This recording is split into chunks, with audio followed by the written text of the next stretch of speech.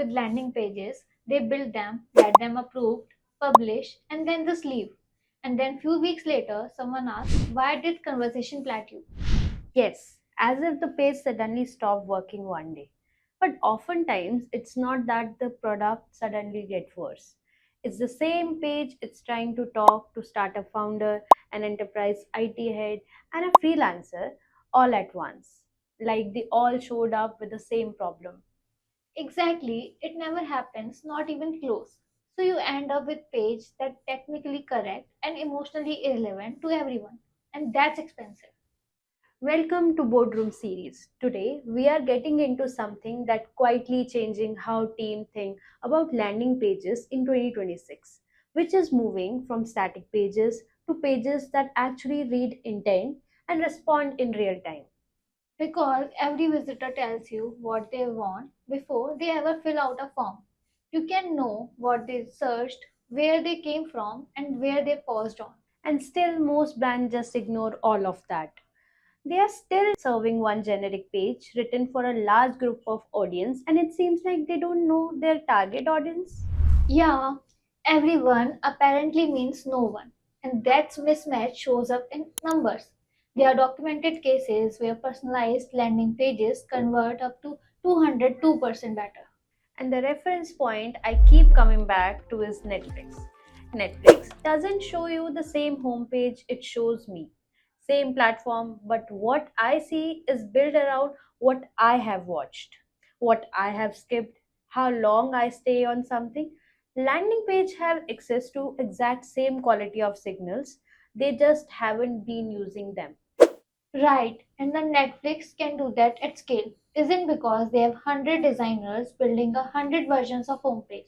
It's because they build a system that one reads the signal and responds automatically. Which is exactly what's now possible for landing pages.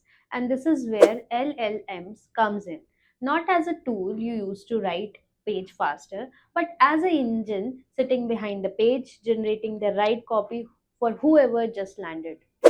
So walk me through how that actually works in practice. Okay, so when a visitor lands on your page, before they see a single word, the system already knows a few things, like when they came from, what UTM parameters are attached to that visit, whether they are in your CRM, what their job title is, if that data exists. All of that get fed into workflow, something like N8N, which is essentially the connective tissue between your data and your model. Now, the model choices here actually matters a lot because you are doing this once, you are doing this for every visitor, every session continuously. Teams running this seriously using open sources, models like Llama and Mistral for the generation layer. And the reason is two things.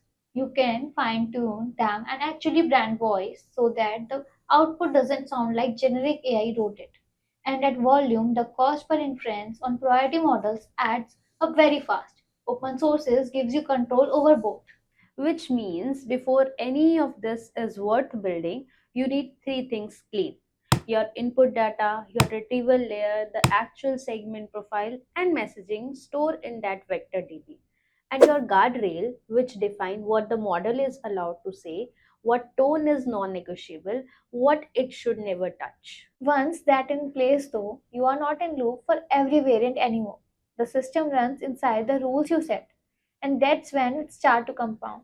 It learns which headlines hold attention for which segment, which CTAs are actually converting, and it gets better over time. Teams doing this are seeing 20 to 35% stronger engagement, up to 25% lower acquisition cost, because this insight that used to live in a dashboard is now directly shaping the experience.